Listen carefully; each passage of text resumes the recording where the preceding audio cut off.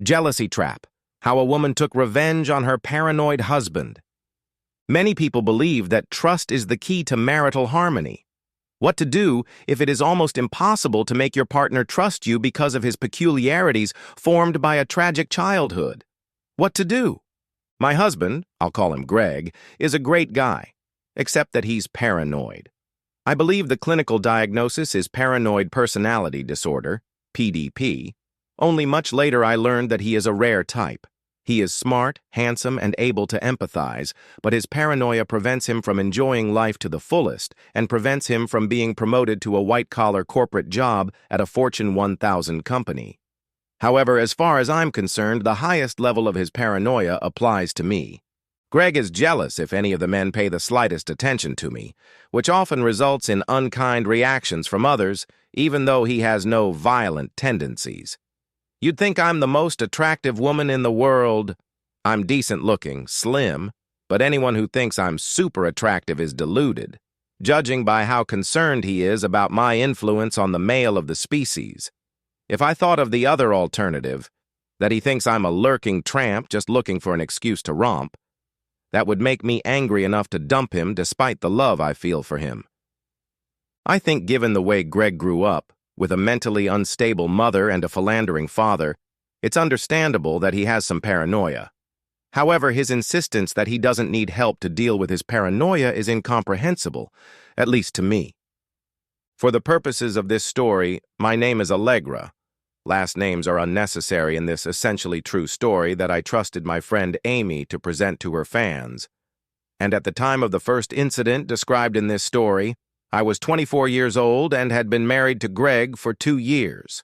I'm a party planner by profession and, if I may say so, I'm very good at my job because I have a good sense of style in everything, as well as exceptional organization and interpersonal skills.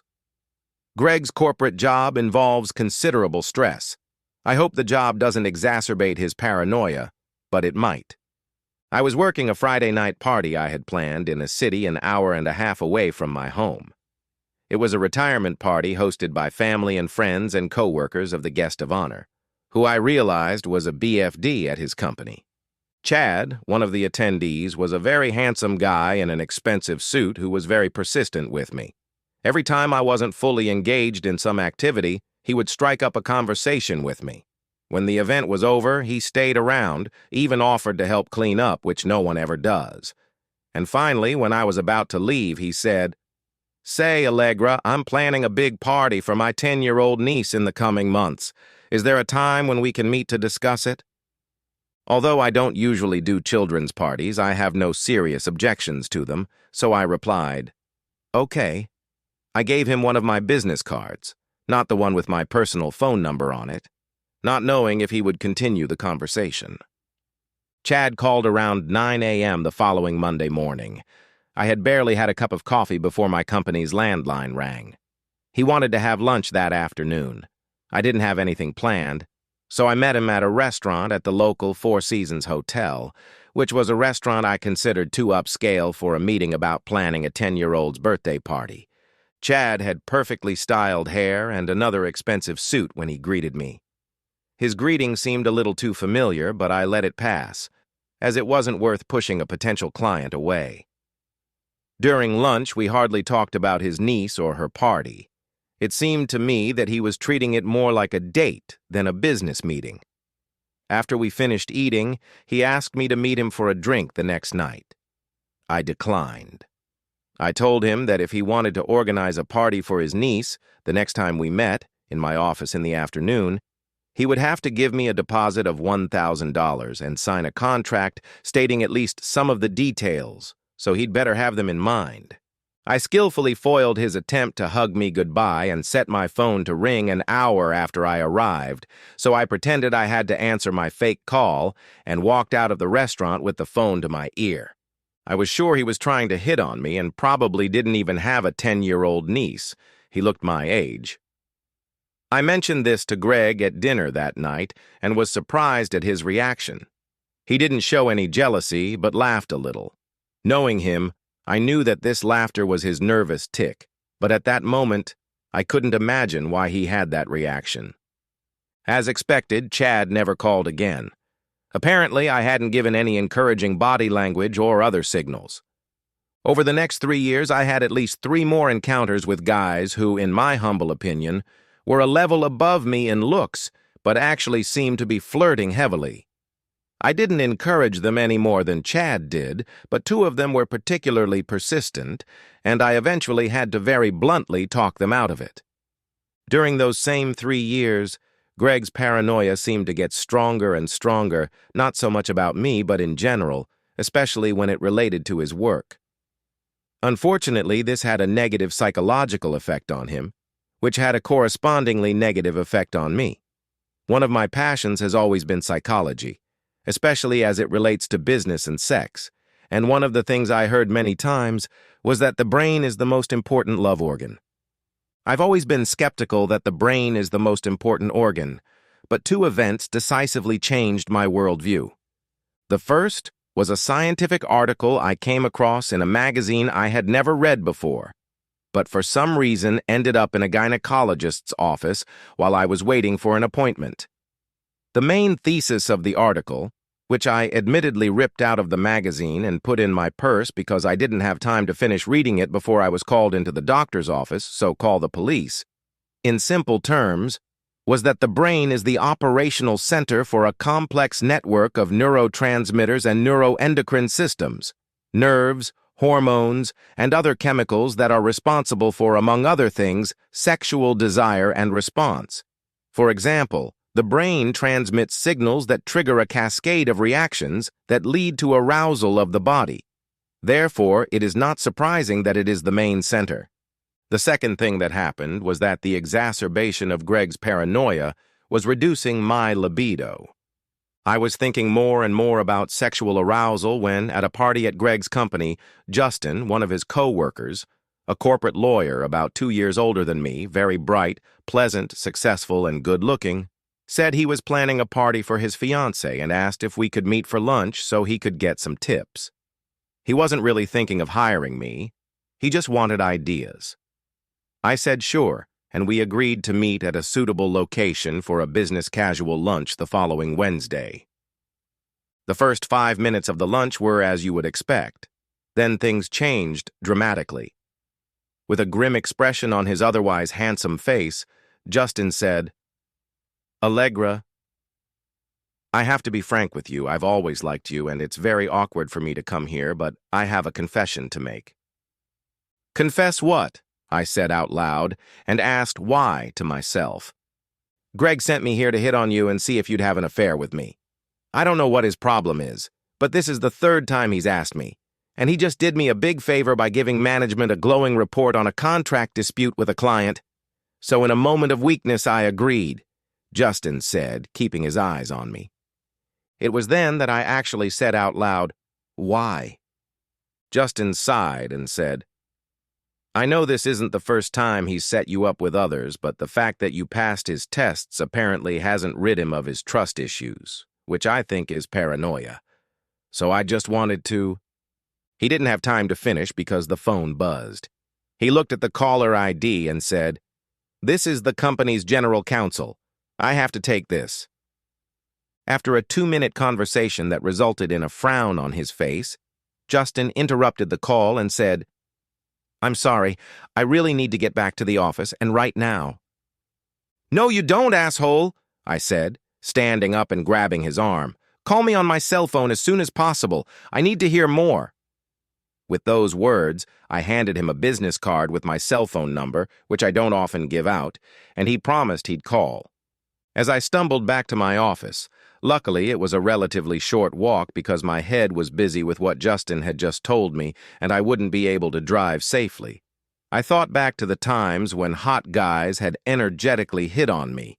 Had they all really been honoring Greg's request? My emotions fluctuated between rage, confusion, and melancholy. That afternoon, as I sat in my office unable to get much work done, I got a call from Justin. When I saw his name and number on the caller ID, I answered the phone. "You have to give me all the details, Justin." "Hello to you, too," he muttered. I started to lose my temper, but he continued before I could yell at him, I know you're worried, Allegra, and I'll get right to the point and tell you what I know.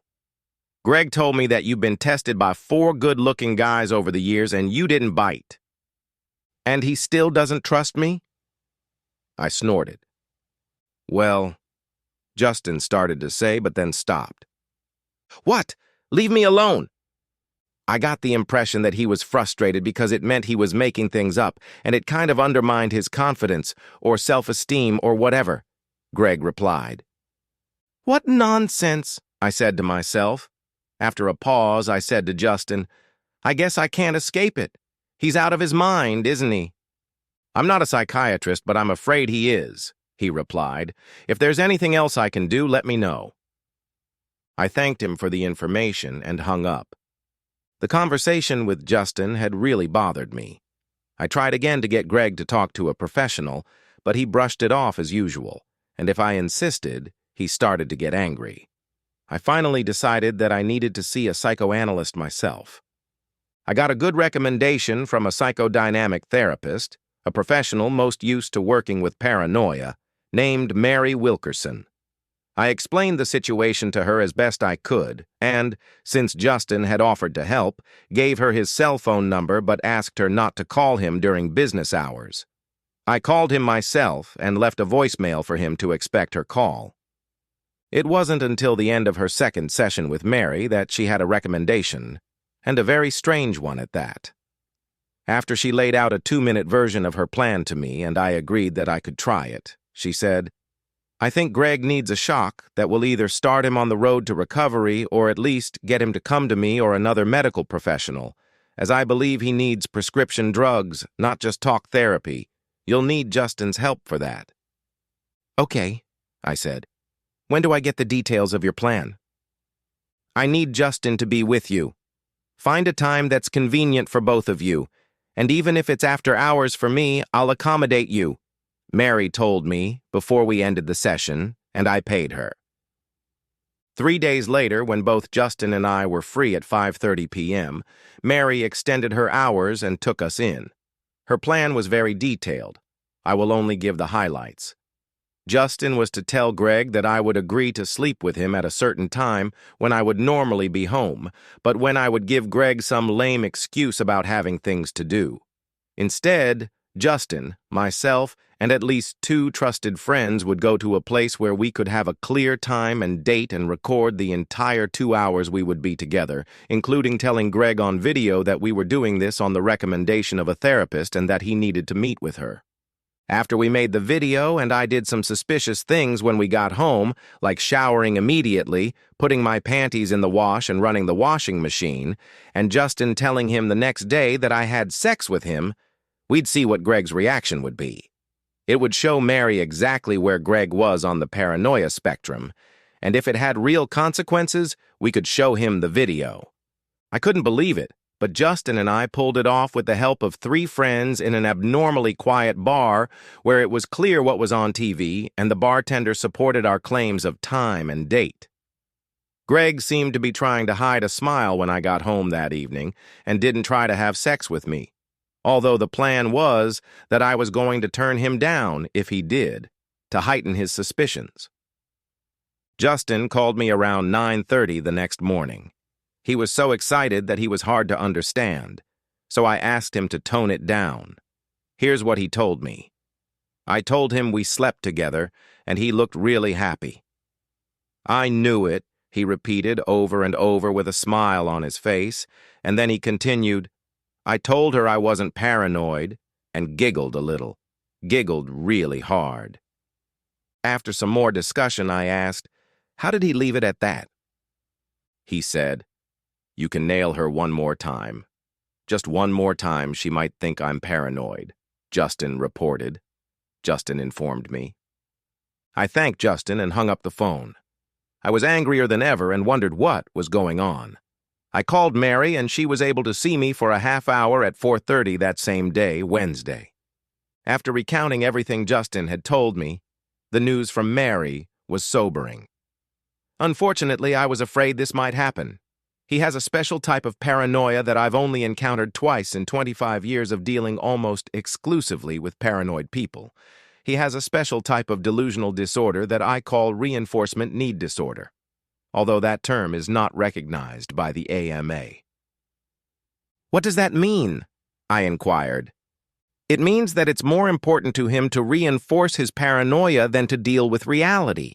It means you can never show him a video because even if he's not normally prone to violence, there's a good chance he'll react aggressively to it. It also means you should prepare for divorce, because I don't know of a single person with this condition that I've tried to treat, or that other therapists I know well have tried to treat, though they don't call it the same thing I do, who has gotten even one iota better. In fact, they've all ended up doing something destructive. That's the trouble, I muttered more than once. If I were you, I'd take advantage of the situation and make him happy by having sex with other guys while you plan your divorce, Mary concluded with a mischievous smirk.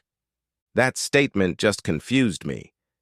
I said some scowl in response that I no longer remember, gave her $200 cash for the session, and walked out in a stupor. The old saying, "When it rains, it pours," is the only thing that can describe what happened next. Walking out of Mary's office, I turned my phone back on. There was a message from the king of paranoia himself. "Hi, Allegra. I've just been sent to Boston on an urgent matter at work at the Hy-Vee. Your phone was off when I tried to reach you. I'll get there late tonight and be back early Friday morning. Take care of yourself with love, Greg." The acquisition of the Hy-Vee was his recent major project at work, which I worried was causing him stress. I sighed, went home, and for the first time since my sophomore year of college, kicked the hell out of my ass. When I was about 3/4 of the way to potty, the doorbell rang. It was Justin. I hadn't invited him over, but he probably knew Greg had been sent out of town and no doubt wanted to know what Mary had said. Since he was so helpful, I let him in. Justin drank a little, and I drank a lot, while I recounted my grief. Even in the pot, I noticed that his eyebrows almost popped off his face when I told him Mary's closing remark. Make him happy by having sex with other guys. Shortly after I reported Mary's final remark, and in fact I had not the slightest desire to follow it, when I was completely drunk, Justin started hitting on me. At first I laughed, and then I asked, "What would your fiancé say?" His answer to that question was surprising, to say the least. "I don't have a fiancé. I came up with that because it seems that in the company, especially in the legal department, people advance better if they are committed. I talk my cousin into going with me to events that require a committed partner. Actually, I don't like commitment, but you don't need commitment from me anyway. I'll gladly provide the sex," he purred. "I usually hate people who peek. I don't like people who refuse to make a commitment at all. I don't usually fall for bullshit. I've always been a loyal partner. However, I'm not usually drunk. I'm not usually told that my husband is a hopeless lunatic. I don't usually allow myself to be in a situation where I'm alone with a cute guy in a compromising position." I think I said no at least a couple times when Justin started fondling my breasts. Even though the body was very, very nice, I know I said no at least half a dozen times when Justin started hitting on me again. Unfortunately, after those no's, I was too out of it to say no again. I think the asshole had sex with me 3 times. The only time I distinctly remember was around 8 o'clock the next morning, because by then I wasn't drunk anymore, I was just confused. I enjoyed it at the time because he was really good in bed, but when I fully realized and he was gone after 9 in the morning, I was pissed. The asshole didn't even use protection, and I told him no many times. I was worthless at work that day, when I finally showed up almost 2 hours late. Luckily, no projects were severely time-consuming, so I was able to catch up on everything. Justin got up the nerve to call me that evening, hoping to set up another appointment. He regretted making the call. He finally hung up when my tirade had already lasted about 90 seconds, and I had called him spineless at least 3 times. Now I stood at a loss as to what to do. After work, I took stock of my life. Looking back as objectively as I could, I concluded that I had made 3 bad mistakes. The first mistake was marrying Greg. In hindsight, I realized that his paranoia was a real illness and unlikely to get better. I just unrealistically hoped it would. My second mistake was listening to that quack, Mary Wilkerson. I have reported her to the state licensing authorities and am going to file a formal complaint. My third mistake was letting Justin in the door when I was already drunk and feeling sorry for myself. I should have realized this guy was a predator. Now the question became what to do about it. I decided I needed to start a new life. I talked to the owner of the event management firm I work for and figured it all out. I told her I was going out of town and asked her to give me the good recommendation I deserved. She made it even better for me. Allegra, if you're done with Martin's wedding, I'll let you stay in one of our corporate suites until everything is ready in 5 weeks. I'll talk to my contacts in the city you'd like to go to, and instead of just giving you a great reputation, I'll find you a job there. I'll also refer you to the lawyer who handled my sister's divorce case, and he did an excellent job. I burst into tears. I can't thank you enough, Madeline. I somehow managed to get out between tears. Greg wasn't happy when he got back from his trip, and I told him I was leaving him because he refused to go to a psychiatrist. You can't go, he whined. You cheated with Justin. No, I didn't, I replied sharply. I then pulled out the videotape of my supposed date with Justin, and despite Mary's admonition not to show it to him, I no longer trusted her and thought she was a charlatan. I gave him a copy. You will be served on Tuesday of the coming week. I'm leaving with the most important things today, Saturday. I'll get the rest of my things tomorrow and Monday. I've already taken half of our savings. I'll keep my car and 401k. The rest of our joint assets will stay with you. The divorce papers will spell out the claim to our apartment. I'll be out of town until Wednesday, so all matters will have to be handled through our attorneys. Greg begged and pleaded and even cried, but I wasn't moved by it. The only thing he didn't do was say he would see a specialist, not Mary Wilkerson, about his paranoia, which was the only thing that would have changed my mind. 3 months after the Saturday I left Greg, I was enjoying my new life. My new job was even better than my old one, and my co-workers were wonderful. I had a nice apartment that I got for next to nothing thanks to my new big boss's connections. I joined a singles club with lots of fun activities, and I joined a fitness club, all of which was the target environment when my divorce would take place in 3 months. The licensing board took my complaint against Mary Wilkerson seriously, and although I would never know the final decision because of privacy laws, I was satisfied. I didn't need to retaliate against Greg because he was mentally ill. I just hoped he would eventually get help. What kept me going, though, was the fact that Justin had taken advantage of me. The more I thought about it, the more I wanted revenge. Justin has a big ego, so he didn't fail to take advantage of that when I started texting and phone contacting him about 3 months after I left town. I told him that I overreacted to his seduction and pretended to be coy. For some reason, he was very interested in getting back together with me. You were my best lover ever, he wrote in one of his messages, attaching some ridiculous emoji to the words. I really didn't think I was his best lover, but who knows when you're around a player like that? And since I didn't remember the first 2 sex sessions very well, I was probably better than ever in my stupor. 2 months later, when I turned him on, he started asking about traveling together. That's when I devised my plan. I told him that I was having an international event in Singapore for a major American company and that I could stay with him for a week after the event.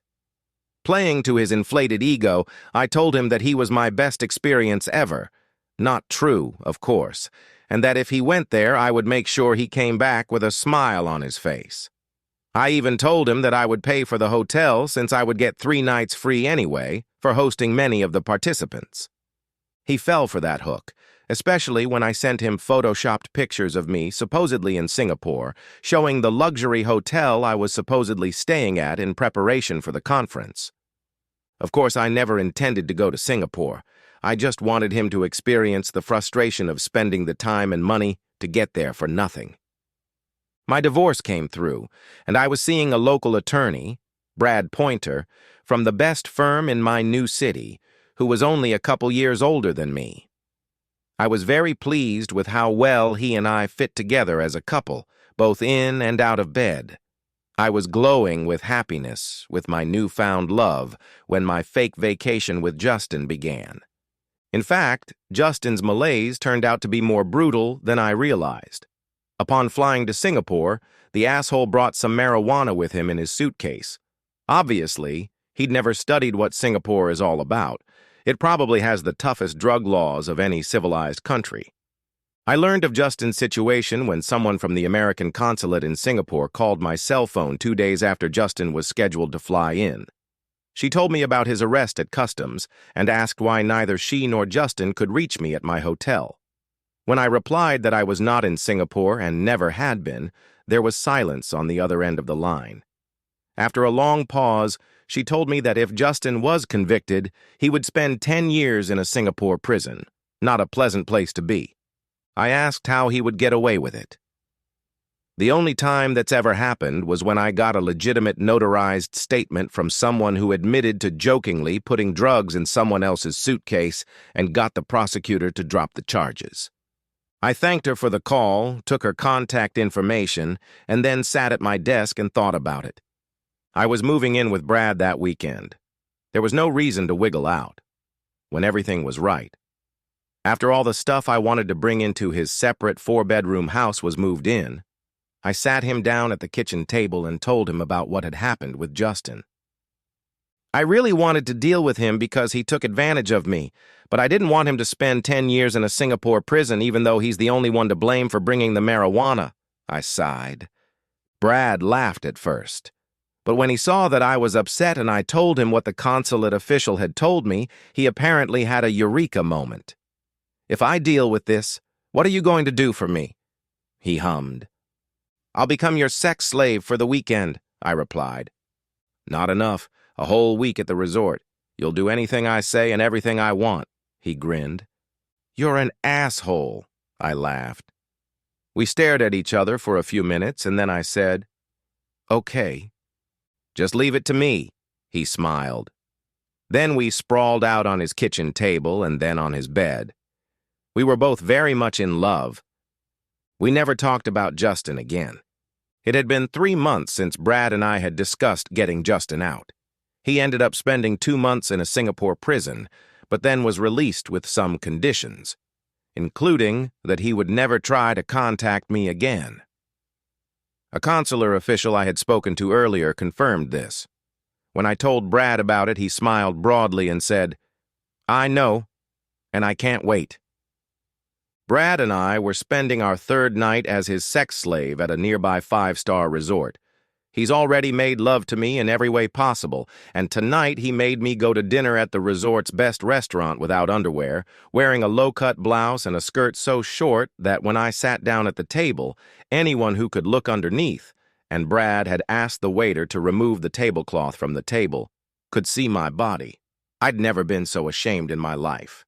As I was finishing my sentence, the asshole called me into the bedroom. I need a back rub and then I'd like to have sex. The asshole laughs. I pretend to be sullen and submissive, but he's smart. He probably knows I like it. The end. Subscribe to my channel. Thank you.